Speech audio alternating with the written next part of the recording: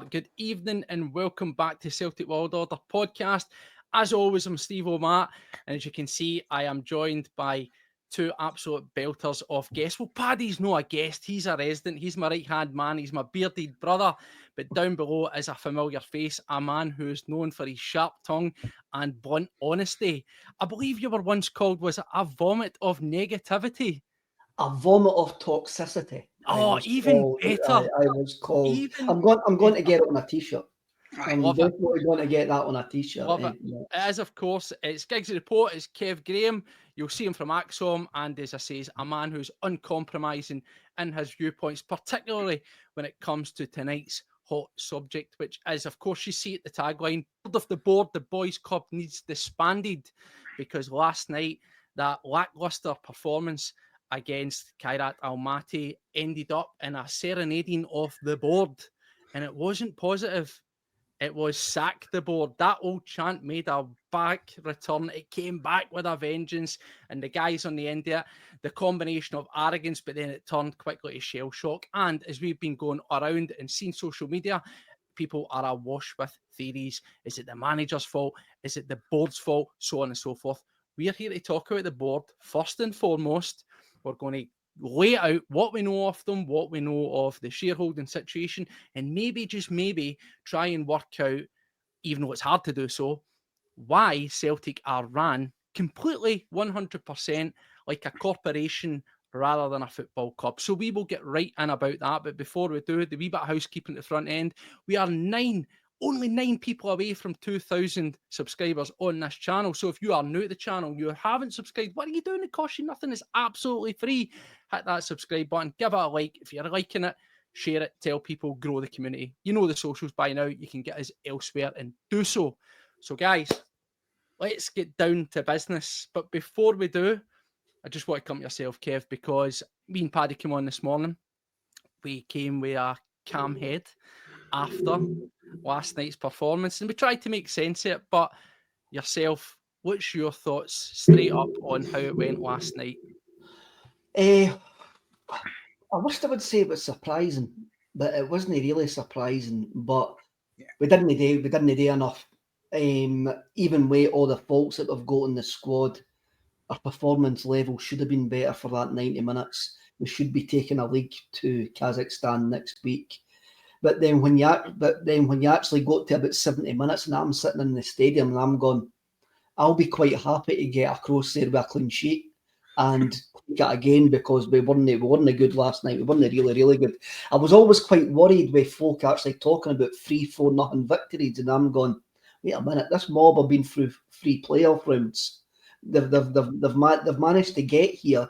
They didn't seem to lose many goals, even though they didn't score many goals. They're a well-organised outfit. And in the back of my mind, I was always worried, because of the deficiencies we've got in our first team and the squad, that we could struggle, especially if we didn't get the early goal. And that's what it turned out to be, to actually be like. Yeah. It wasn't funny. I started laughing when Alistair Johnson went down, and I didn't mean that in a bad way, because when he went down, then you see Tony Ralston warming up.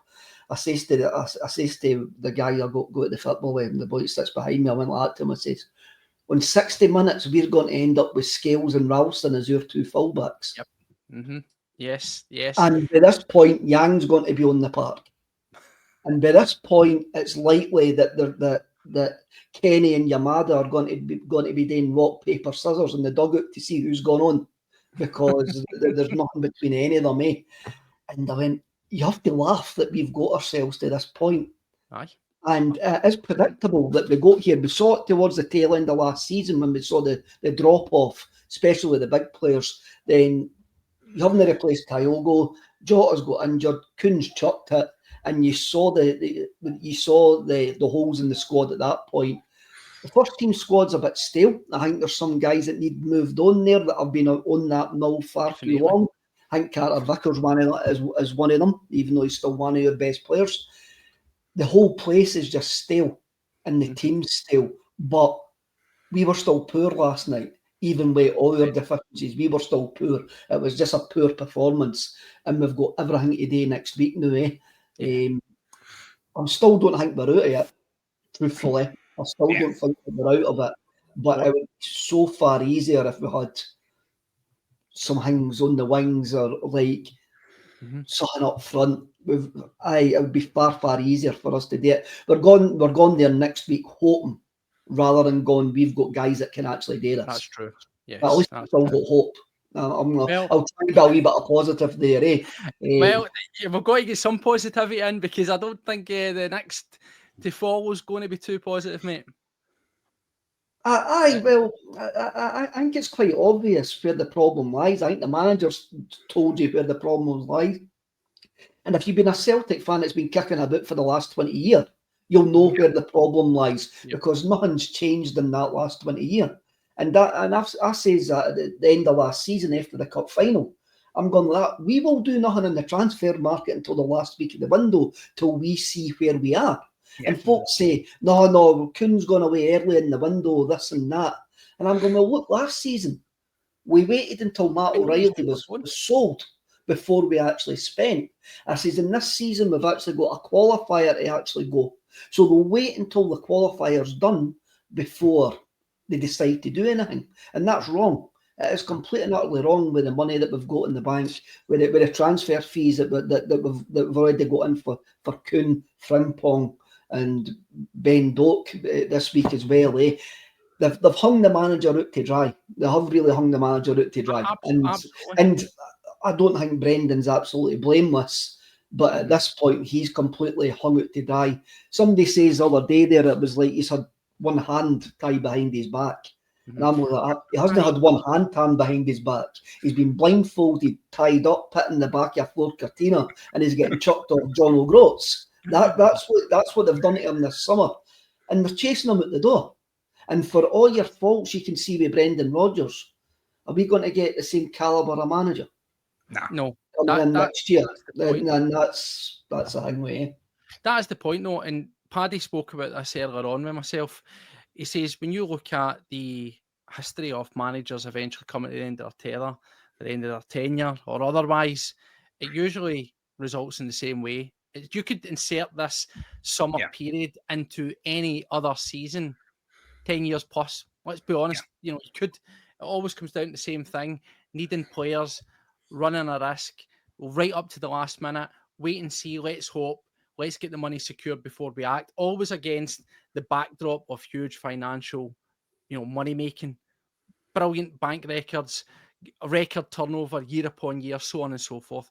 We never seem to learn. And the interesting thing is, we always look at what the managers say or what comes out in the press conferences. There was one that came out and it was from August 2024 last year, and it was Brendan Rodgers saying about, we came into the end of this period. It's unforgivable that we find ourselves a week within the end of the transfer deadline and we are still in the same shape, that we're behind the curve. We shouldn't be operating like that. And he says, words to the effect of, hopefully we will come out of this, we will learn from it, and it's something that we will then move on from and will improve. Well, January came and went without any improvements, as you say, the loss of players there. And now we find ourselves in there. So there's something there's a dysfunction there.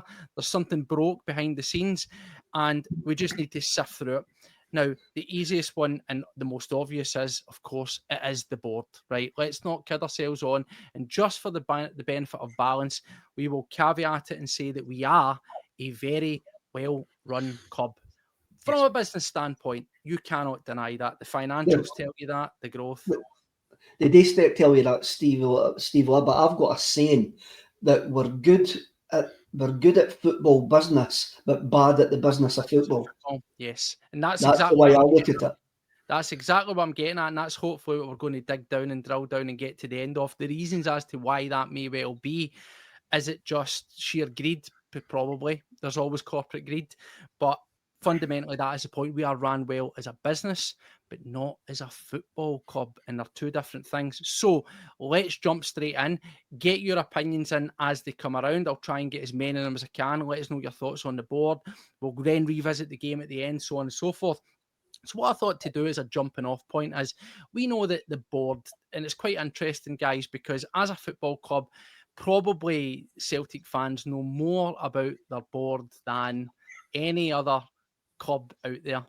There might be one or two, but Celtic know everything, and it's probably because of the poor track record that we've experienced with board members, and certainly a dynasty of previous, but we're very much living in a brand new dynasty. And there might be some people out there, the passive fans, maybe the happy clappers, whatever you want to call it, that just look at what Kev's saying there, Paddy. They'll look at the key stats, they'll look at the figures, they'll look at the numbers and say, well, it's no wrong, I don't know what you're moaning about. And then they bring in the 30 odd million pounds worth of signings, as we saw last season. But as we said, as we've covered before, it really is smoke and mirrors. It's always masked with something else. If you look at the track record of those transfer windows, we always put in more money to the bank than we do going out the other way, whether it's player trade and so on and so forth. And yes, that is part of player trade model, but it is not to say that that is the only way to do it. Sometimes you need to push the boat out, you need to move on and get it. So I thought we'd say, we look at the board in the first instance. Who are they? How long have they been there? And then we'll talk about it. So I had a wee bit of digging about. Some of the details can be quite difficult to get, but I want to read you something verbatim, straight off of the Celtic website, that tells you what the board do, apparently. So get your eyes around this. The board of directors has legal and financial responsibility for the affairs of the company. The board delegates day-to-day operational responsibility to the executive directors, the chief executive officer, Michael Nicholson, and the chief financial officer, Christopher Mackay. The board as a whole monitors company performance against budgets in a rolling 5-year business plan, as well as making specific decisions on key areas of the company's business, risk management, and setting future strategies. The board operates through an audit committee, a comprehensive set of internal financial controls, which are reported on regularly by the internal auditor and reviewed each year by the external auditors. There are some matters which the board can decide upon, including, for example, the appointment of directors and auditors, the payment of dividends, and the approval of budgets in the interim and annual results, decisions on significant contracts, and expenditure above certain levels. That's interesting. Think about Dermot Desmond signing off over 3 million. Also require board approval. So there you go, Paddy. I mean, that just makes perfect sense to me. That just tells me that they're doing their job, isn't it? They've got their best interests at heart. And a couple of things I want to jump down on that there, Paddy. 5-year business plan, a rolling 5-year business plan, mate. Yeah. Have you heard what that is? Can you tell me what the 5-year business plan is? I haven't got a clue, mate. Couldn't put a finger on it. The frustrating thing for me as part of that is always that thing there, like we said, the £3 million cause we're calling it. Dermot Desmond signing off on any player that is over 3 million. That frustrates the life out of me. As a football club going forward, we should be able to go out there, and if our manager identifies somebody, whether his track record with players is good or isn't good, like you just need to look at Ida and Engels, and you can kind of draw a line under some of them. Of course you could, but you've got to have faith in your manager. He's there for a reason, and Brendan Rodgers is a fantastic manager, and he shouldn't be coming out in interviews and saying, hopefully we'll get this one in, hopefully we'll get that one in, hopefully we'll do this business. And he kind of joked as well and said, well, we always get the business done. And remember that a few weeks back. And we're talking about this going forward, and yes, I keep saying we need to be proactive rather than reactive. And with a board that's doing things like this over and over and over and over again, you're not going to get that. No, man. You're on mute, Steve. Sorry, my apologies. Kev, what about yourself? A 5-year business plan, and they make financial decisions, they form future strategies, and of course the board have to be notified and sign off on certain expenditure. That's the only bit at the end that we have heard, at least through the grapevine, to be true. Yes, we've heard it to be true. I didn't want to pour water and stuff like that, but I always have a look to see where that information's come from and who would benefit that information being out in the open. And for me, it's quite obvious that the folk who have leaked that information have got links to the old CEO, and it was well known that the old CEO would feed them information. So when that came out, I always have a look and go, right, where's the chain here? Who's trying to go? It's not my problem. It's not to do with me. It's other guys, eh? So I would caveat that with that sort of like defence. So we didn't really ken if that's true or no. But it does say on that website, budgets above expenditure above certain level, then the board can decide. So with that, we can probably go, well, it's on your own website, so there might be some truth in what the rumour is. Whether it's £3 million, whether it's £5 million, whether it's £8 million, we do not know. But it does say there the board has to get involved when there's certain expenditure involved.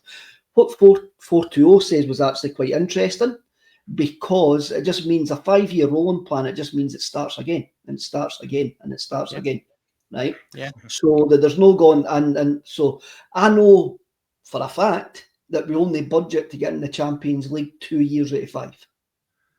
I know that for a fact. I've been in a room when I've been told that with guys that are still involved in the football club. Okay. The only budget for 2 years out of 5 being in the Champions League. Now, for me, if you're running a business correctly and you've basically had for the last 15, 16 years shooting into the Champions League, well, you're not doing the best for the business if you're actually not making sure that you improve year on year to actually get that pot of money. To keep on improving year on year and year. But you're actually budgeting for failure. You're actually budgeting for absolute failure. It's self-fulfilling prophecy. You remember Peter Wall's infamous interview or piece that was put out there, and he says about money in the bank and reserves and stuff, and it's for the eventuality for seasons, for example, that we don't make the Champions League. Yes, that rainy day money, you could call it that there. But again, we come back to the stark reality, which we showed before, Kev, which is this you're saying about when you've had shooting in. There's Celtic for 2017 onwards. Look at that barren spell.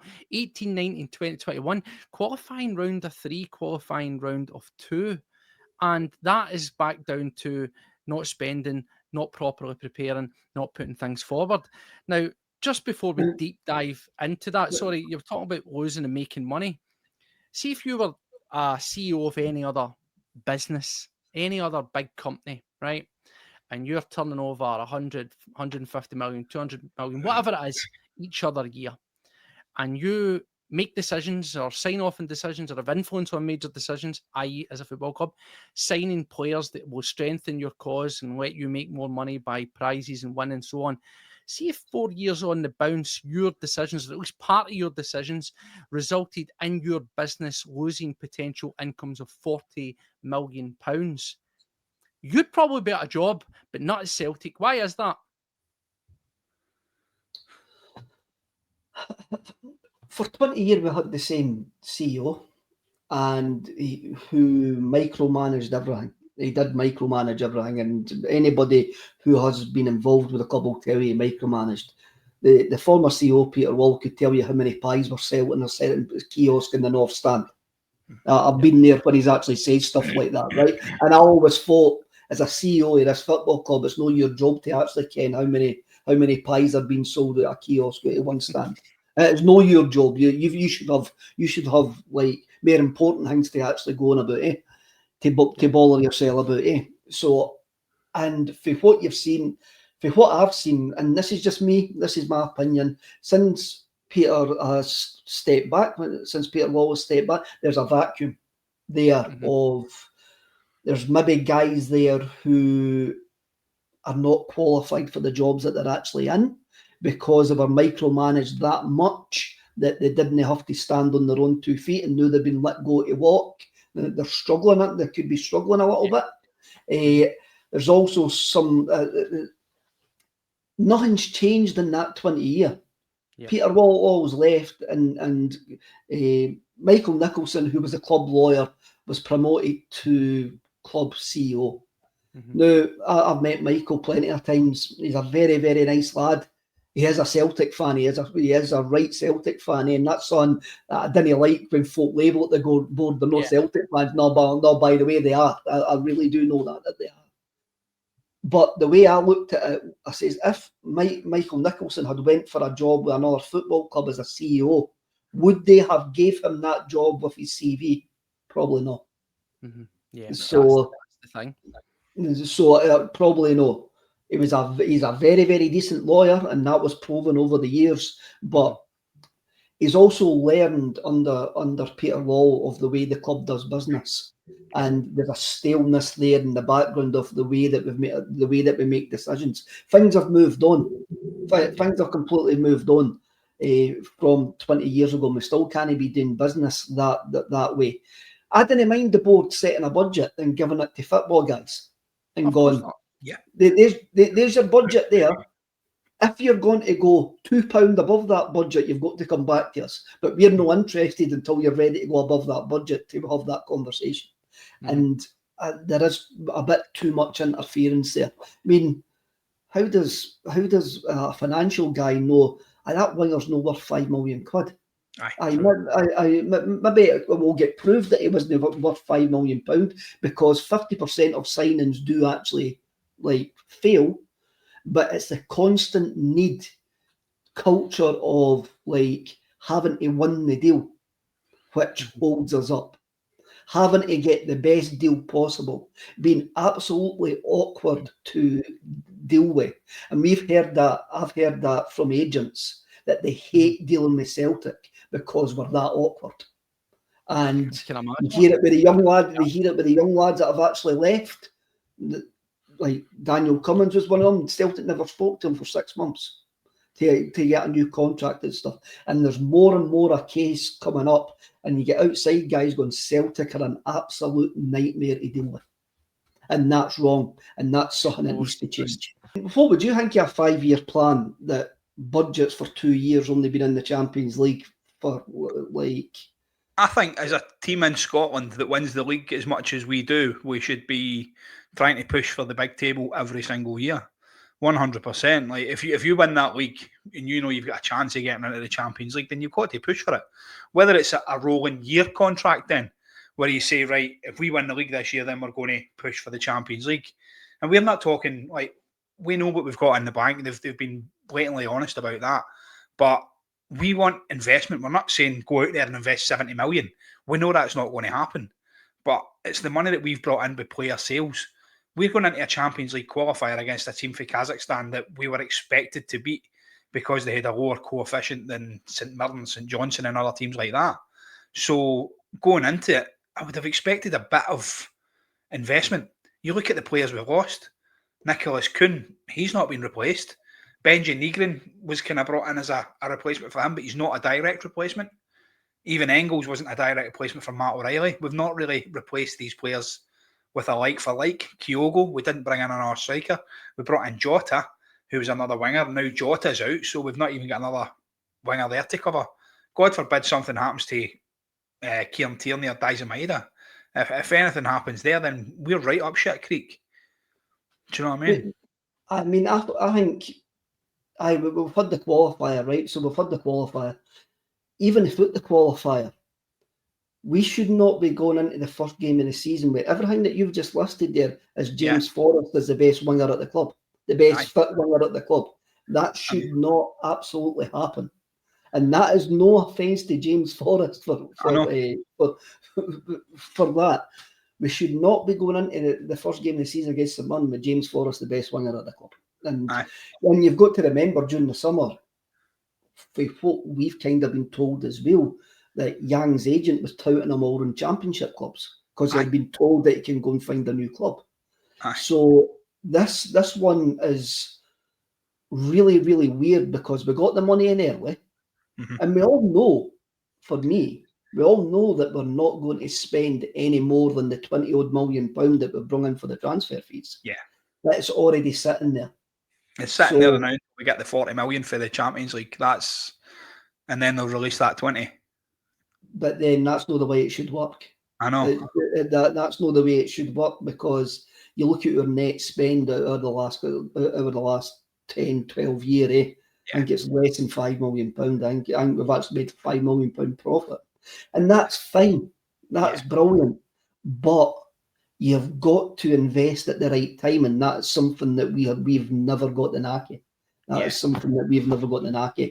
And for me, that points to the way that we do business, and it points to the fact that the guys in there need somebody else to come in and have a look at this and go. I mean, Gordon Stratton came in and done a review, Have we ever actually heard whatever happened in that review?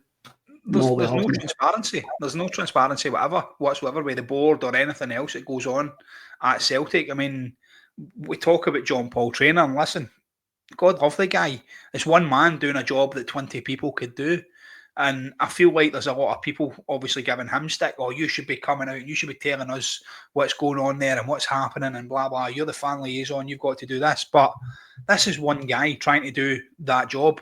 And you don't get the board coming out and doing interviews and things like that. You look at the boy for Hearts, the new owner of Hearts, he's been out there doing interviews. This is our plan for going forward. This is what's going to happen. This is what I'm going to invest, blah, blah, blah, blah, blah. The guy might be a melt, but he's honest about what he's doing.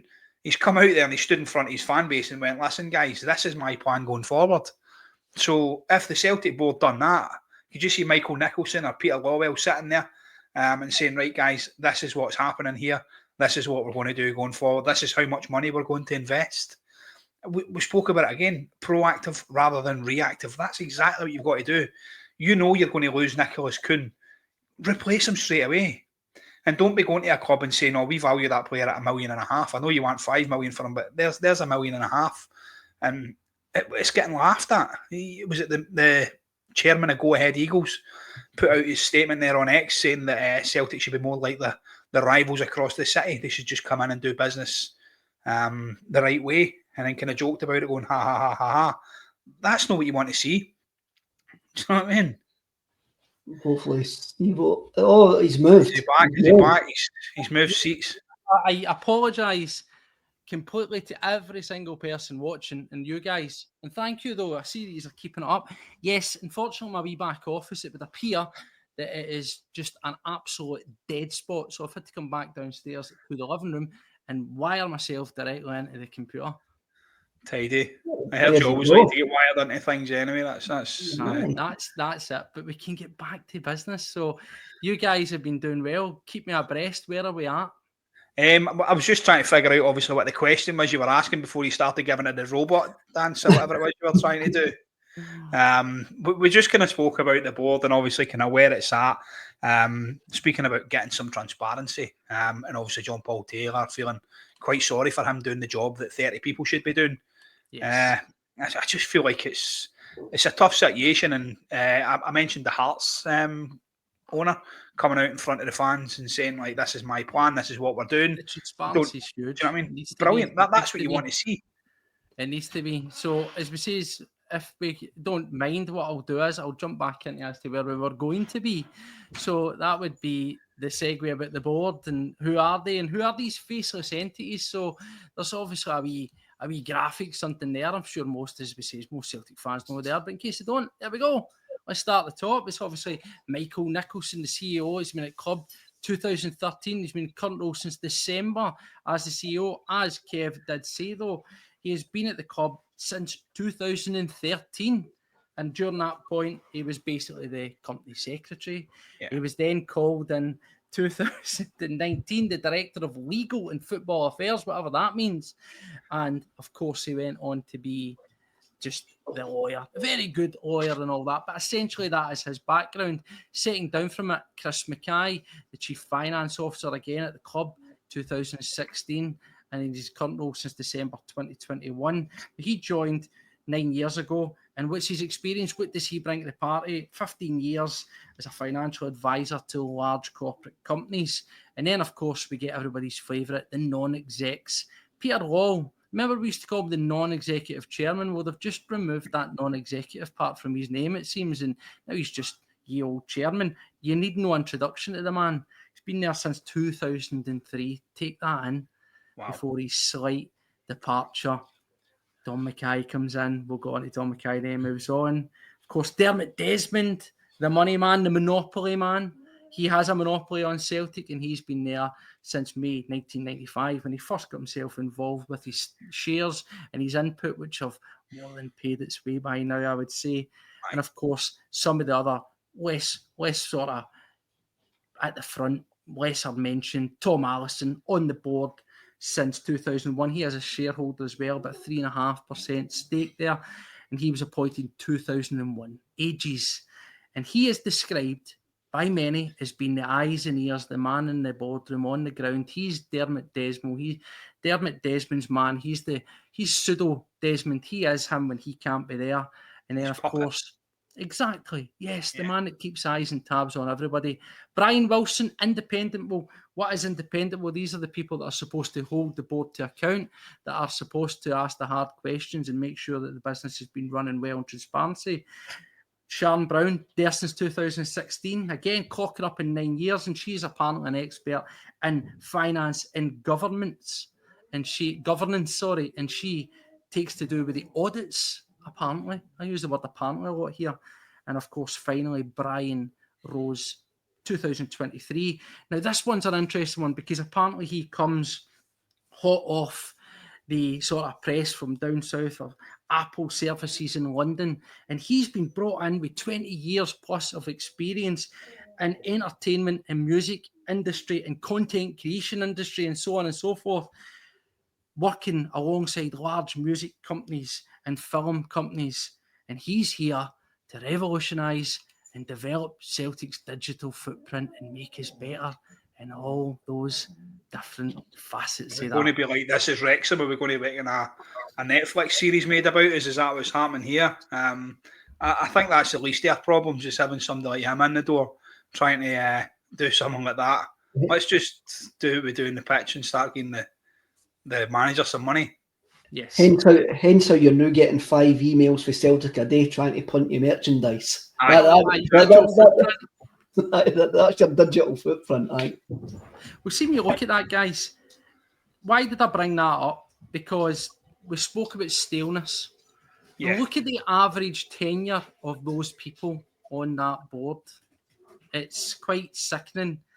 You know, look, 1995 takes care of itself. That's a major investment situation. Yes. But when you think of Dermot Desmond, aside to him, Pedro, 2003, you look at even Michael Nicholson, 2013, so on and so forth. There is a vast amount of years, in some cases well over 20 years, into the 30. Now, most companies, most boardrooms, most sort of corporations, there's a tenure on it. It's about freshening it up. It's about evolving it. Now, yourself, Paddy, I don't know if you're aware of any business of that, but aside from a family-run business where it would be family members and potentially things like that, that seems like a bit of a strange one, does it not? That people would be able to be in a job, a well-paying job, for quite as long as that without any change or threat to their position. Yeah, I mean, I work in the oil industry, as most people that watch the show know. I'm working alongside companies, massive companies, do you know what I mean? Really well renowned, and their CEOs kind of change out every 3-4 years. You would say they kind of change that out. Some of them change the name for tax purposes, but we'll avoid that.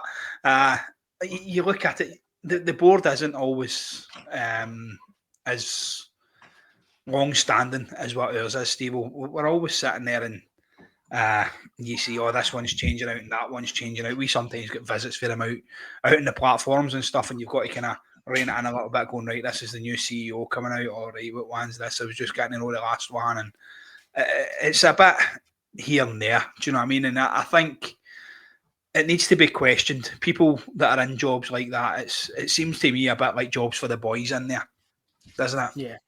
Well, you know, Kev, you hit it in the head, and I said at the top of the show before the technical difficulties, we're living in a new dynasty. We obviously look at the Kellys and likes, and that was a inbuilt, holding on for dear life, family type situation where they just didn't want to relinquish power. We then get in the winds of change of someone like Fergus McCann, and he came in and he directly gave us his business plan from the off, didn't he? He told us what he was going to do and when he was going to ride off into sunset, and he set us up and gave us the foundations for something good. Now, it would be remiss to not turn around and say that guys like, Peter Wall, over the years in the initial stage coming in, remember that guy with all the dark hair, bright-eyed, bushy-tailed and all that, came in as a real fan. I'm sure he still, if it is, of course, a fan. But you stick around so long where you kind of maybe lose that sight and you essentially become your role. You become embodied with your role. You become the businessman, and you live along and stay around long enough to become the enemy, as we're seeing here. but there's a distinct lack of freshness. And I throw the same thing to you there that I did to Paddy. It's highly peculiar that people have that length of tenure, is it not? It's very highly peculiar that length of tenure. What really struck me there, and it's probably not something that I've looked at for ages, like that list there, eh? Mm-hmm. And I'm sure that they're good at ticking the boxes for the corporate governance. I'm sure they're great at. Every one of them's got a business head. Every one of them all of the backgrounds are business when you look at it. All very business corporate, eh? And that's why their finances are in such a good place, because you've got guys who and a woman there who know how to watch the pennies. As Dermot Desmond says in an interview for was it the Celtic Opus? When that came out, he says the way I do business is, if we get £20 in, we spend 19, and everybody's happy. That's the way that he does business. So everybody that's there has will tick every corporate governance box nicely. Yeah. Mm-hmm. None of them there should be anywhere near trying to complete football deals. None of them there should actually be there going, by the way, we want you to scout this type of player, and he must be under 22, and he can't have tattoos, he can't have an Instagram account, he can't do this, he can't do that. They should not be getting involved in any of that whatsoever. There needs to be a buffer between the football department and them. There needs to be a sporting director in there now, because it's went on too long, them thinking their way is right. The world has moved on. The world has completely moved on. When you think about that makes sense, and that's something that we've been shouting out for a modernisation, the way that we think. Director of football or similar sporting director, someone who's solely there for the business aspect, the sporting side of the business, right? Now that comes in then to, I just want to use as a wee segue. There's no one there. Yes, there will be fans, and I don't doubt that. You can question that they act and say, are they really fans? Of course, we'll always do that. But as you're saying, you know that. And again, from the times that I have heard of people who have had any interactions or knowledge of any of these people, they will say the exact same. They are bona fide Celtic fans. But as I say, it's once you step into that world, it becomes different to split the two. And no doubt they think that they are completely doing what's right from the business standpoint and forgetting about the football. We should have someone at least, I would say, on the board who's either a fan voice, which we'll go on to at some stage. That would be ideal. But there should be someone there from, I think, at least a sporting background, a sporting background. And perhaps that was, I just want to throw in there, is Don Mackay. Now, we all remember, Kev says, CEO current is a guy that was a lawyer, right? And absolutely no credentials at CEO level. Nothing. No operating, no background, no track record. But he was the best man for the job. He was just happened to be at Celtic Park. You know, it's funny, so many jobs happen that way, guys. That he was the best man for the job. What exactly was, if any, the interview process for that? Or was it just a case of, like if you wanted to go and get the gearbox in your car changed out, you wouldn't go on to Trust a Trader and get a landscape gardener to do it, would you? You just wouldn't. So why do we get a lawyer to run as a chief executive officer of a massive football club, a massive company with huge turnovers? It's all right. I don't have the experience. That's fine. Listen, Peter's but he'll keep you on the job. He'll give you some pointers there. But I want to look at Don Mackay just on that, because he was that guy. I think he ticks that box. Don Mackay, Scottish Rugby, Director of Communications. He then moved up. He was the CEO between 2015 and 2021 before he came. I was proven track record, the forward-thinking guy in his 40s, an up-and-comer, if you want to call it that. Believe he was a Celtic fan, apparently, according to him. I don't know how much truth on it, but take it at face value. And then he comes in and he does an amazing thing. He opens up dialogue with the fans. Do you remember that, guys? Yeah. And he said, this will be the cornerstone of my regime. Communication and sitting down and inviting the fans in. We then go on something of a small spending spree and we buy guys who, let's be honest, were pretty damn good. And then a couple of months down the line, he's out the door and he's gone. And there's a non-disclosure order, I believe, and he can't speak about it. Now, there's this theory that some people want to throw out when he comes up, that Don Mackay was a plant, that Don Mackay was a lackey, a patsy, a fall guy. I'm sorry, excuse my French, plug your fucking brain in. See if you believe that. You are tinfoil hat stuff. Let's get this straight. You go to Scottish Rugby and you get a guy who's making a fortune and he's well established and highly thought of and he's a go-getter. And you say, here's what's going to happen. We're going to get you in. We're going to do all this new shiny stuff. You're going to buy players. You're going to make it look like we're moving forward. You're going to talk about progression. But here's the kicker, right? We're then going to sack you, make you sign something you can't talk about it, but we'll pay you handsomely. Come on. Am I meant to believe that garbage? Reputational damage to someone like him would be massive. It would be huge. It just doesn't happen. It's bollocks. What happened was, in my opinion, Don Mackay comes in and does what a CEO does of a sporting organisation. He wants improvement. He wants audits. He wants to review. He looks at these guys. You've been here 20 years. You've been here 10 years, 15 years, 9 years. What's your job? What's your track record? He looks at it and says, we might need to review that. But the one thing in common with all these people on this board is they're all like that. They're part of the furniture. They've all got irons in the fire and they're the ones to lose. And I believe it would have been mutiny. This guy's he's thinking about getting us reviewed and out of here. Is that right? Watch this and turn around. Before you know it, Don Mackay's out the door. And see if he was that bad and he was that much a failure, why does he go on to be the chairman for the head of European club rugby and then gets headhunted and now finds himself as the CEO of the Scottish Events Campus? Tell me. Yeah. Make sense of it, please.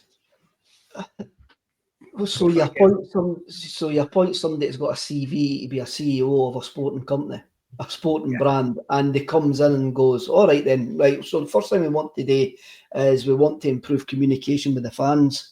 Brilliant. The communication for his 3 weeks he was in the door was brilliant. The best communication we've had in the last 5 years. Yep. He then goes to the manager, which is probably something that he wasn't really involved in with Scottish Rugby, having to go and sign players. He's probably sitting there going like that, why do I need to go and sign players? There surely should be somebody else that's qualified to do this job to actually do it. So Postecoglou tells him, I want this guy. I've got a favoured agent. This favoured agent's recommended him. It'll be quite easy to deal with. So Mackay goes and gives them what they basically want because he's got no expertise in doing football deals, right? Yep. If you want to believe the rumours, that was the reason he got terminated, was because of the low sell-on fees for Juranovic and I think it was Giacomakis, who didn't last too long at the club and were sold at the first opportunity to maximise their value. So he goes in there and he goes, I want to do things this way, gets a tap on the shoulder. We didn't do stuff like that round about here, but we'll give you a nice wee payoff and didn't say anything else about it. Yeah, but, sorry, it's interesting. San Fran says, no, he signed something wrongly. Well, yeah, okay, bad wordage there, but it's essentially the same thing. He's willingly signed something, but it's a gentleman's agreement of, we won't ruffle some feathers if you don't ruffle no feathers. That's what you do, and you take it. But it comes back to what we're saying. You're totally right there, Kev. Sorry for jumping in. He found himself with all the credentials of the CEO, the communication, and the principles of it. What he needed was a bit of guidance from a footballing side of things. I think that's fair to say. Even bringing in somebody like Stratton, who they know, but Stratton has, like, if they're not going to bring in some hot shot for Bruges, I look at Bruges and I look at what they're doing and go like that. They see the Champions League as a European league. They sell guys for 33 million, 20 million and that, but they're bringing replacements between 6 and 10 million pound. Yeah. Mm-hmm. And I'm going, that's the way we should be doing it. We should no longer be short them in the Slovakian second division for a right back. No. We should be looking at the higher up levels, right? And that's all we're asking for. We're not asking for. We didn't want to go out there and sign Yamal or anybody like that. We just want to actually keep on progressing as a football club. And if they didn't trust somebody like that to come in and go, by the way, we need to rip this up and start again, then you bring in somebody like Stratton as a sporting director who knows how to deal with football clubs. He was a sporting director at Dundee I think Yep. it could still well be, as far as I'm aware. I think he's still there, aye. But Is there a fear though? I think there is. I think there is a there a fear. fear though to have someone of a sporting ilk who's solely focused on the pros and the cons of making a squad better and knows about values and knows about, you know, what you need at a football club? Is there a fear of creating this position? Is it, and I know it's been cynical, for the financial ramifications of what that causes, potentially setting up a new department and having a guy in charge and then maybe these guys under him? I'm going to jump in here, Paddy. Sorry. On you go. It's not financial. These guys are rich guys. It's not financial. It's ego. Mm-hmm. It's that they want to be sitting there with that grey suit on and the Celtic tie. And it's no financial. It's just pure. He could come in and get rid of me at any point. Yeah. Why does Brian Wilson want to be a non-executive director for 20 years? Exactly. Why do you want to do that? I don't think it's financial. I do think there's a bit of an ego there that somebody goes, I like this. This is a great wee shift that I've got here. Eh? It's like a bowling club committee. You kill your miners' welfare committees and all of that. You didn't leave a miners' welfare committee till you get carried out in a box. And this is what this kind of thing is runway as well. I don't think it's financial whatsoever. Well, see, in terms of that, one thing I want to just quickly investigate, and this is important when we say this, we need to split the two. We spoke about the board, we spoke about the people on the board, we spoke about the tenures, we spoke about why it needs to be changed, it's old, it's crusty, it's this and that. But another side of that is shareholdings. Now, does shareholdings point to why our club and our board run things the way that they do? Yeah. Now, again, this changes. It's quite hard to pin down these exact figures. So you'll see when I bring this up that some of these are approximate. And there's one at the bottom that I put a wee asterisk next to that if anybody does have the information, because with all the digging of the day, I couldn't find it. Shareholdings. So according to Celtic, from Line Nominees Limited down to Tom Allison, that's who they list on their website, okay? They then go on to say that the rest are out there in the ether, and there's roughly X amount, 1,000 independent other people that own shares, right? So let's just run through them. Line Nominees Limited, approximately 34.62%. Now, that is Dermot Desmond. That's a vehicle for him to do his investment, but that is Dermot Desmond. The second one, which is interesting, Bank of New York Nominees Limited, where it says 17.71% according to the Celtic website. Now, who are they and what are they? Well, they're apparently part of Bank of New York Mellon Group. And essentially what they are is an asset management group, a faceless investor entity group, where it could be Paddy, it could be Kev, it could be me, X other people, who they take care of a set group of people's investment in Celtic Football Club. So in short, they are there to drive asset growth, make money. End of story. Nothing more, nothing less. There to make money. This is an interesting thing. We talk about guys on the board and ideas and tapping in. Chris Traynor, approximately 11%. Who is he? Chris Traynor, well, I'll tell you. He was a Forest Media that he recently sold the business for 32 million. See, when you see all those big moving billboards, the big animated ones, look at the wee square under it. We'll see Forest Media Group under it. That was him. Also part of Forest Hotels, who, by the way, he was one of the key responsible guys for making the Radisson Red the first new build Radisson property in Europe with a 30 mil investment in it. He's described as an advertising guru, but is not on the board. Now, that could be for various reasons. He might not want to be on the board. He may be a board member elsewhere, so on and so forth, but he has not got it. But when you think about what I've just told you there, a marketing guru, Forest Media Group, the hotels, what's happened with Radisson Red, see all that stuff with that hotel and all that kind of stuff? Well, wouldn't you think about tapping into somebody like that's expertise, where Forest Hotels basically went, we will build it, you will brand it, you will take over it, that's the deal, make it happen. That sounds like something you might want to look at. Then, of course, there is James McKean, another 6.23%, Scottish clothing tycoon, Woolen Mill, Kiltane brand, He's described as retail and clothing and brand management expert. Again, he's not on the board. That could be totally through choice for other interests, but worth noting his specialisms and expertise. Then there's Tom Allison, Big Dermot Desmond's pal, with a 3.54% stake and slice in it. His background's marine and shipbuilding stuff. It's not really relevant. He's just a pal. He's just there in my face. The one that I want, if anybody knows, throw this at me. There's a lot of the things that I was looking at. The last one, Lindsell Train Limited, were mixed reports are saying an 18.6%. Now, I've written, is that current or is that previous? Because I simply do not know. It is not listed on Celtic's website, and mixed sources will say that they are someone. Have they been bought out? Is this now what this Bank of New York nominees is? Has that been broke down? Have other people buy it? I don't know. But the key point here is when you look at that details, essentially, there's a big slice of corporate there that are just there solely to make money, Paddy.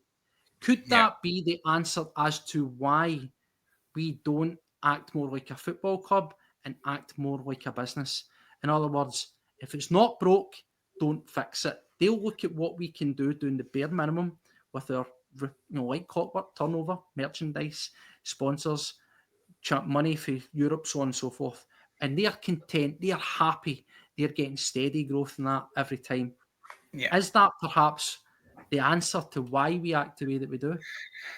When you sent this through to me, Steve, when I had a wee look at it, and you're looking at the New York Holdings thing, and it's basically, like you say, just a financial ombudsman, basically, for people to invest in and grow their money and likewise.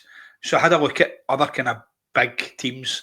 Obviously, your Man Uniteds, your Liverpools, your Barcelonas, your Munichs, all of these kind of teams. And there's a lot of these high investment kind of companies in with every team. So you can't say that that's part of the problem at Celtic. Yes, you want to keep the shareholders happy and the CEO will be doing that, but it's the same way every other club, and they're not acting the way we do. Does that make sense? Yeah. So going with that, obviously you're talking about marketing gurus and this boy with the hotel and thing. Obviously, with all the planning permission, we were going to build this big, massive hotel just next to where the school was. Mm-hmm. There's a part of that school that is a listed building, but we did get the planning permission to go ahead with it. And that was then a line drawn under it. Nothing else was ever said. Like you say, Steve, can we not be going to these guys and saying, listen, with your expertise, you're a massive shareholder at this club. Could you help us out? Could you give us some advice? Could you help us do this? Surely you would do that to push and to bring these guys on board. A jobs for the boys thing, which is what it seems to be in the boardroom anyway. The other ones as well, the marketing side of it and the billboards and things like that. Again, that's businesses that you've got to be tapping into. I don't know why these guys don't have any say on the board. Like you said, it might be they don't want to be part of it. Maybe they're not invited. Maybe it's Dermot Desmond gets to agree who's on there. It doesn't necessarily need to be them. It could be someone representing their interests on the board. Aye. And Kev, with yourself, and you're obviously quite well versed in that. The reason I brought this up was just to try and get a steer to say, why is it that we deal that way? Now, people are saying, and I am stating the obvious, any investor want to make money, but this just seems that it is solely for cold hard earnings and nothing else. What I mean is we are risk averse within reason. We're risky in terms of our approach, i.e. what we've done with the Champions League, not spending and waiting until we get it. This board are not shy of risk, the wrong type of risk, but they are cash spending averse. They are risk averse to that principle at the front end. Do you think because of the amount of people that are solely just there wanting to build up the stockpile in their interest, i.e. the 17% that's for private investors, faceless investors that are there for that and nothing more, they don't care how they get their wedge just as long as it comes. Are our board looking at solely for a corporate standpoint where they're saying we don't want to risk spending that 40, 50 million, whatever it may well be, because if we don't do that, we get a loss, that means their dividends for that period go down, they'll be unhappy. In short, keeping investors happy at whatever cost.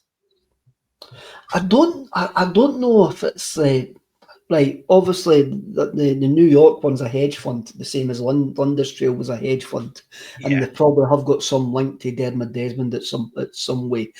I was going through my mind there, and I think New York did buy out the Lundestrail one, and that's what I was thinking. That's because it was, and I do think that a lot of people thought that was a big American interest coming into Celtic when that changed over, and it didn't actually happen. I reckon they're risk averse actually going bust, and I reckon they're risk averse. I reckon they've still got a wee bit of PTSD for the Daiwa years when the top tier was shut, and then when we went into the Europa League, getting battered off Croatia Zagreb and the Red Bull Salzburg, and that there was 28,000 there, right? And they really fear that we could end up back there, but if they had expertise in football, right, and all they were doing was saying, look, if we bring in 20 million, right, if we bring in 20 million transfers, you get to spend 19 of that, right, then handing it over to experts in football business, they would still be nowhere near going bust. Yeah. They would still be, and they would still have all this risk aversion, because these guys will be working within a budget, but the guys working with the budget would know what they're doing. I don't think they don't want Celtic to spend the money. I just think they're incapable of actually doing it, and that's because there's a lack of knowledge on the football side, and they've got away with it plenty of times. And they'll point to the fact is, we got a Matt O'Reilly. Well, sorry, Matt O'Reilly was offered to you because he was on the same agency as Ange Postecoglou. He's never scouted him. He was actually presented to you, and you went, "Oh, aye, we'll take a punt on him because he's $1.5 million." So is that not the same as what supposedly happened with Lagerbielke, where it was, by the way, see if you like Starfelt, you're going to love this guy. I represent. That was the rumour as well. So they've got lucky, and they have got a series of. It was well known when Law was in charge, there was certain favoured agents that we would get players for all the time that we would use. And we can do things better. The guys on the huddle breakdown have went through about our player trading model. It's not as good as your Club Bruges. It's not as good as the folk that we compete with every year to get into the Champions League. Our player trading model's not as good. We can still be risk averse, but give the money to guys that know football. Stop. This is what you've actually proved tonight, Steve-O, and it's been absolutely brilliant what you've actually done. It's proved to me that we've got the right guys in those positions to make sure the club doesn't actually go bust. Yeah. But you've also proved so far well that these boys should be nowhere near making any football decisions. Yep. And that's the thing. We do really need to modernise, and we look at we've got Tisdale and we've got Pathways and all this kind of stuff. It's just blowing smoke up people's backsides. It's just putting out there, playing a game. I'll go this to you, Paddy and Steve. What do you think a Pathway manager does? Well, nothing. You would assume a Pathways manager would be involved in the basis overseen of from boys level right up to, within what we used to call the unders, ready to go, and then the reserve side. So there's a gradual stepway that you can see a smooth transition. This is with the plan for each player. It's ironed out. It's a very direct, linear route. It would be customised to each player, and then it would oversee what's best for development. Is that loans here? Is that there? Blah, blah, blah, blah, and so on and so forth. And maybe even identifying youth opportunities. But that's just me saying that because I've never been told is the truth. And I also believe that Mr. Tisdale done a wee closed shop to Fans Forum that told us, again, with their own 5-year plan, told us this is how we're doing business, and this is what we'll do. And it never got published. Wouldn't it be nice to have that wrapped up and presented in a wee video that you could go and watch on YouTube and feel part of it and gain some understanding? Because no matter what we spoke about so far tonight, guys, the underlying point is communication is non-existent.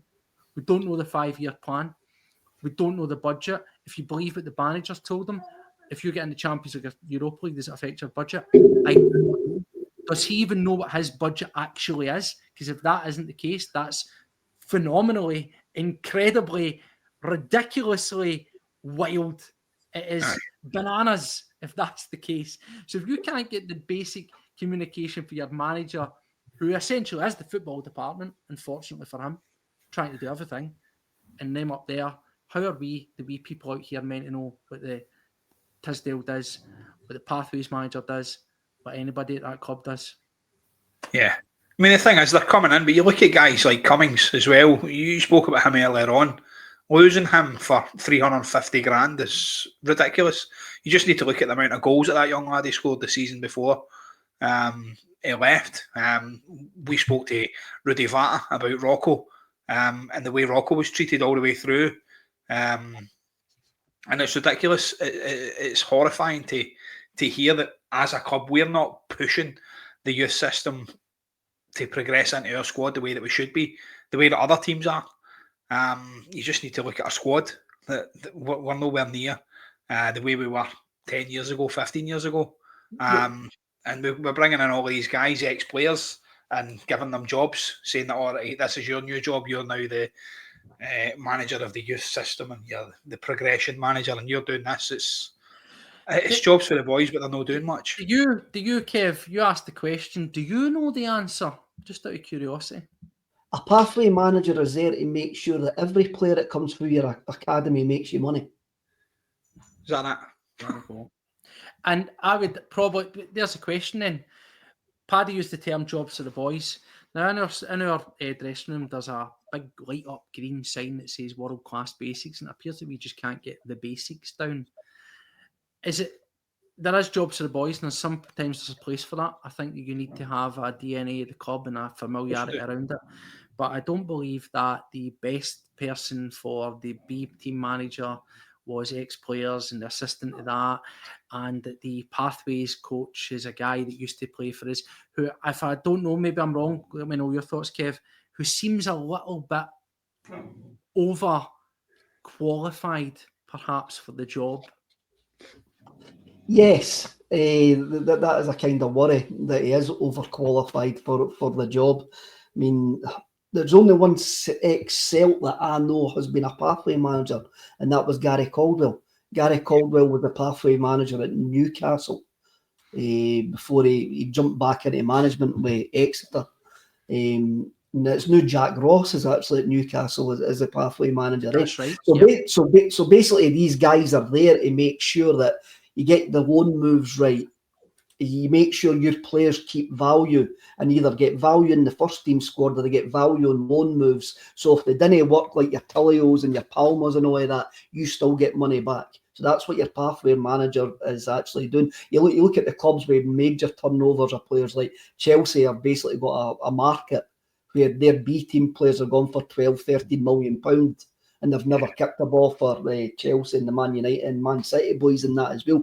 That's how they've got pathway managers, because they're dealing with the guys to make sure they get value for the boys. So that's what Maloney's job is. But as you say, he's not qualified for that job. If Caldwell had got that job, he's qualified for that because he done that for a couple of years at Newcastle. So he knows how this should work. And that's not to say that Maloney doesn't know how it works, but he's not done it at any sort of level whatsoever. Anybody that comes in, whether it's a set piece coach, whether it's a pathway manager, whether it's a sporting director or anything like that, should be the best that money can buy. That we can't get the best player that money can buy, but we can appoint guys in the background that are the best that money can buy to actually put us up a level, And that's what we're going to do. That's the thing. That's what's curious, and I think that's what gets the fans backs up when we talk about this. It just seems that everything that we do is incredibly lazy. And I do just go back to the Nicholson thing. Wasn't it just so lucky that we had the best guy in-house already for that job? Oh, how lucky do we need to be? And that is the thing. It's just incredibly lucky that we've got. I think that job was advertised on the canteen wall. That's basically what the job was there. Internal note of interest, a poster. Yes, I would like this job. Aye. Michael, something like that. No, we laugh about it. We do. We laugh about it, but it comes back to the description you say. It's almost bowling club-like mentality. We talk about wanting to be world class and everything that we want to do, yet we don't seem to push the boat out and do that through our actions. It's ex-players. Yes, they might have the badges, they might have the coaching requirements to do these jobs, but if you want to be world class, if you want to be class leading and be in there up with the big boys, Celtic should be looking at simple things and saying, you know, let's look at Newcastle, let's look at Brighton, whoever it may well be, who's their pathways manager, and go and pay them sufficiently, poach them.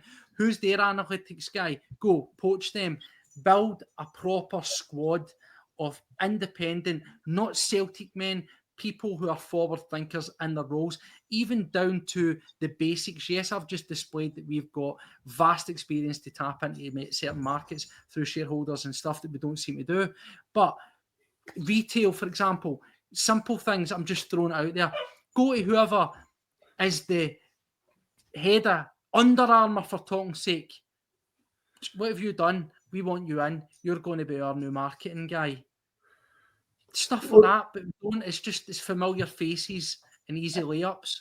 It's familiar face, and it's also no going forward, right? I was on a training course in my work today, and I was talking to the guy, and the boy was for Sutton Coldfield, and he's a season ticket holder at Mansfield, right? And he's gone on holiday, and he says, "Oh," he said, "this morning I put my ticket on the ticket exchange, and now somebody's using my season ticket for the game on Saturday, and I've got £14 in my bank," and I'm going, "How simple is that?" And that is something that Celtic have refused to do for years and years, create a ticket exchange. Because, and I'm going to say this, because I've had plenty of dealings with it. Well, I did have plenty of dealings with the ticket office in a previous life. They haven't got anybody with the ability to do it. Aye. They haven't got anybody with the ability to manage it or to implement it. Brian Rose is going to revolutionise our digital footprint. Let's start with Celtic TV, for example, in this ticket resale platform. The thing is, I mean, if you want to buy a ticket, you go onto Facebook pages and they've got Celtic resale tickets and stuff, and you end up getting touts on there and people who are ripping folk off and things like that. And people are going on, they don't even have a ticket, and there's poor folk losing their money and stuff, and then they're chasing a ghost on Facebook. It's ridiculous. If the club would come out and do something like this, it would save a hell of a lot of hassle and help out the fan base. It's something so simple that would actually be decent. I think the problem is it comes down to evolving. And I don't know if it was yourself, Kev, that said it, but certainly on one of our podcasts said an excellent description is that Celtic are an analogue club in a digital age. It was Tony Haggerty. It says that on Axom years and years ago. I think that was actually during the COVID season. He actually says that. He came on and says that. And it's still true now. It is really still true now. Still true to the day. And that's the thing we should be looking at. It's even the wee things like the banners no being up. Yeah. Like the pothole no being actually filled in the bus park behind the Celtic end.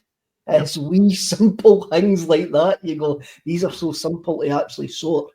And Basically, that pothole's going to end up in a listed pothole if it stays there any longer. Do you know what I mean?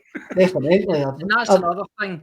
I don't want to go on. I don't want to keep you too long, but we spoke about the hotel and all that kind of stuff. You look at how massive that is and the opportunity. And I know that you guys at Axom have been championing this for ages. You look at the amount of massive space.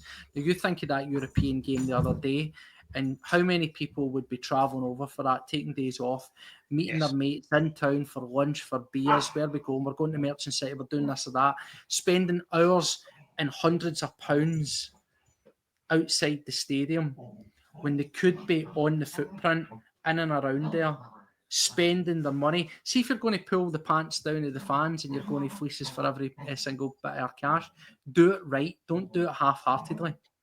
That's what I would say on that. You know, you look at Wrexham, for example. I know small club, right?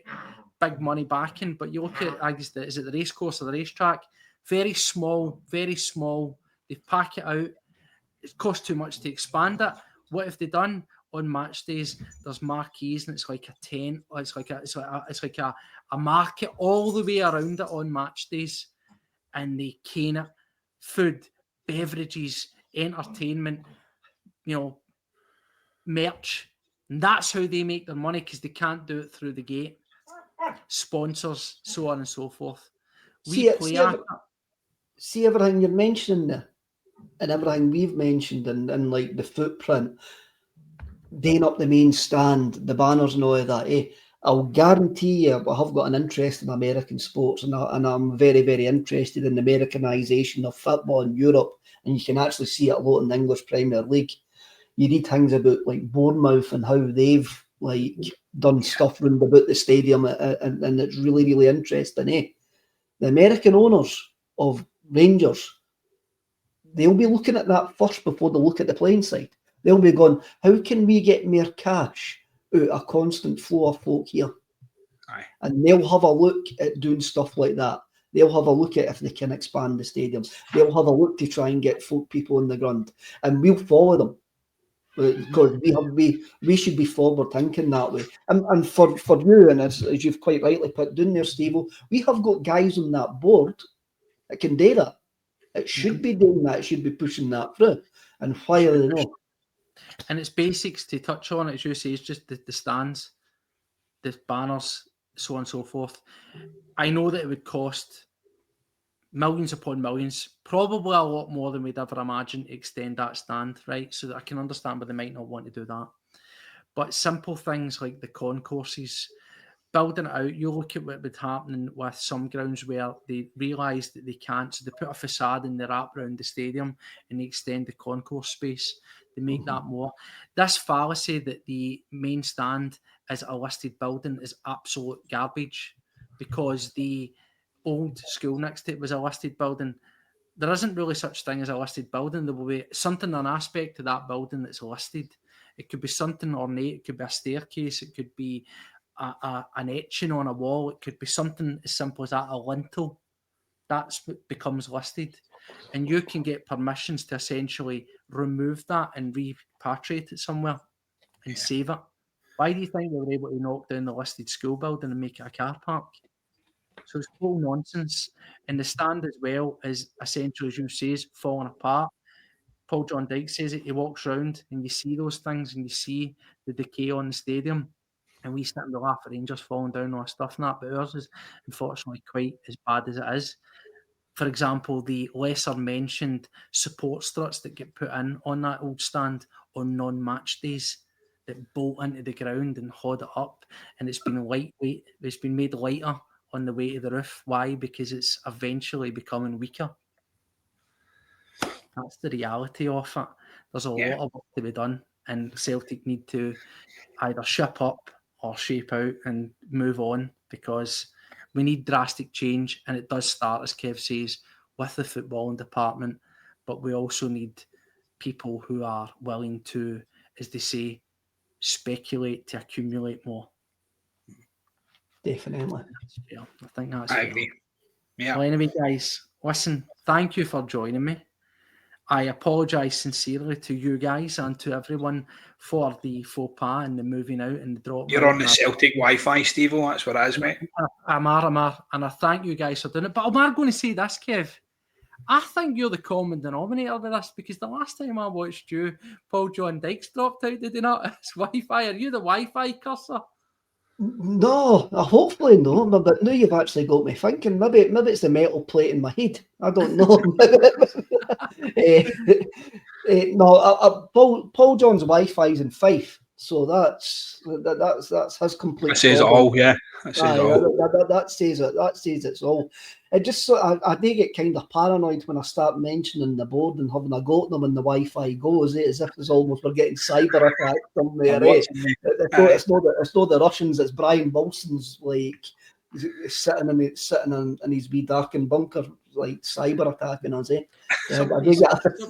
So just take one final thought from you guys, both of you don't mind. We mentioned, and a lot of people have thrown this, we spoke at the board, we spoke about the need to modernise, what we do, what we don't do. A lot of people have thrown it back and says, the reason we're not spending money has to fall also at the door of the manager. I come back to it. Adamida hooked at 45 minutes. Arna Engels doesn't go into 70 minutes. Trusty doesn't go on for 70 minutes. Bernardo's sitting there as well. That's the bones of nearly £30 million. Yeah. All, if you believe it, penned by the hand of Brendan Rodgers. You then look at his previous stint and ask yourself how many real hits were there in the grand scale of things under the Rodgers regime. Devil's advocate time, Kev. Do the board, we know they can spend more money, but do the board simply not trust Brendan Rodgers with the money? That's not their decision to make. If he's the manager of your football club, then you give him the budget to do as he wishes, and if you fail, then you sack him. And that's a tale as old as time in football. That's what actually happens. You should not get involved. But what I would say is, Ida Oyers wanted to sign him after that 6 months, right? Yeah. Bernardo was there for a year, and when we got him for the price we got him from, every one of us went, that's actually quite a decent deal. Yeah. And Engels, I'm going to go that he's just in the wrong movie. I think we actually signed a guy there who doesn't fit into the way that we actually play. And I'm seeing the same with Negrin quite early doors already. Yeah. But I will go back to Brendan's first spell when I spoke to the guys with my friends who do the Anfield Rap, the Liverpool podcast, and they told us Brendan couldn't pick a player. Right. They says that his downfall at Liverpool was when he was going to the transfer committee with players, and they were going, right, you can get that one, we get that one, and Ben Tech is the one that they keep on going back to. So I don't think the board should be doing that, but the way that they run it wouldn't surprise me if they are. And on that final thought then, Paddy, about trusting the manager, I listened to my sins for a wee bit of the Clyde Super Scoreboard, and a guy came on, he made a point, and then it got argued back to him with the panel, if you want to call them that, saying that perhaps they are just in opposite directions. And this comes back to what Kev says, and we've been discussing, there's a disconnect between the football department, as a football department, and the powers that be, where he wants to show up in this market and they want to show up in that market. And there needs to be a middle ground somewhere in there. Now, we know that fees don't guarantee quality and doesn't mean that they're going to be the best fit. But is that why we need someone to form strategy, a director of football, that can say to someone from a standpoint of knowledge, I understand you want this guy, Brendan, he's 12, 11 million pounds, whatever. However, we want you to go for this guy who's maybe £7 million or whatever.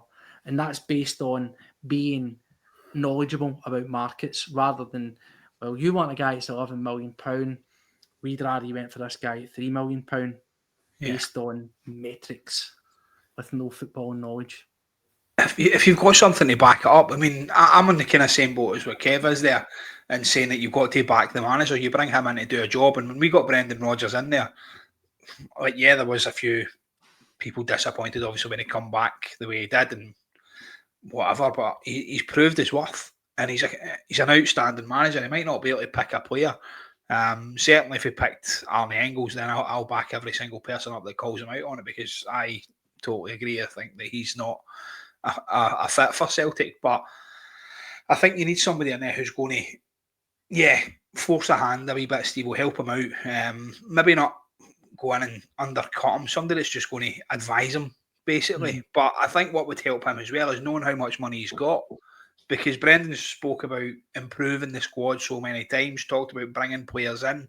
He's highlighted the positions every single interview, and he continues to get asked, and he's starting to cut a frustrated figure because he's been asked the same questions over and over and over again, and he's having to give the same answers. He's having to sit there and go, we know where we need to strengthen. We know where we need to strengthen. And rather than throw the board under the bus, which I think he's pretty much already done, I don't know what else a manager can do on that.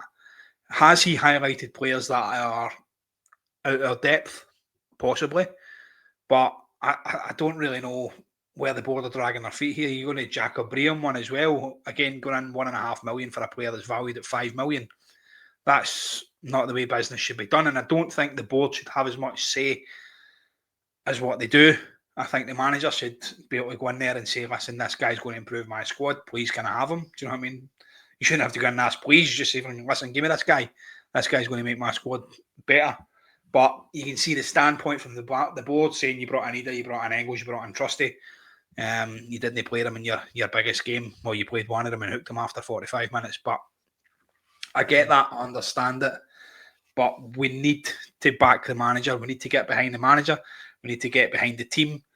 And if there is going to be protest, I will say to the Celtic fans, please do it after the game. Please get behind the fans, get behind the players on the park, get behind the manager, show them your support, and then stay behind after a game or whatever.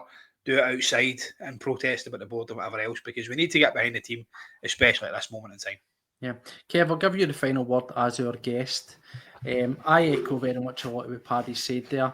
As it's been said, sack the board. It doesn't quite work like that. We've looked at it. We're in a second dynasty. We've spoke about what we need to improve, what we should be doing. The big question, Typhoon's thrown it out, just a yes or no. Is the board fit for the purpose as it stands? And how do you see this panning out?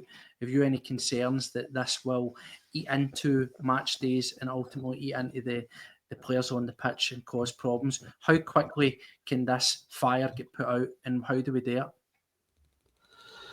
I think the horse is already bolted for this season. Even if we do get into the Champions League next week and we do sign a couple of players, I mean, my phone's gone that the guy for Belgium's almost done, and we've went back to Go Ahead Eagles. Again, these are these are boys that we were linked with earlier on in the window, and it just makes you go, well, why did you not just do this earlier on in the window? So I think the horse is actually bolted with for a lot of fans, but what I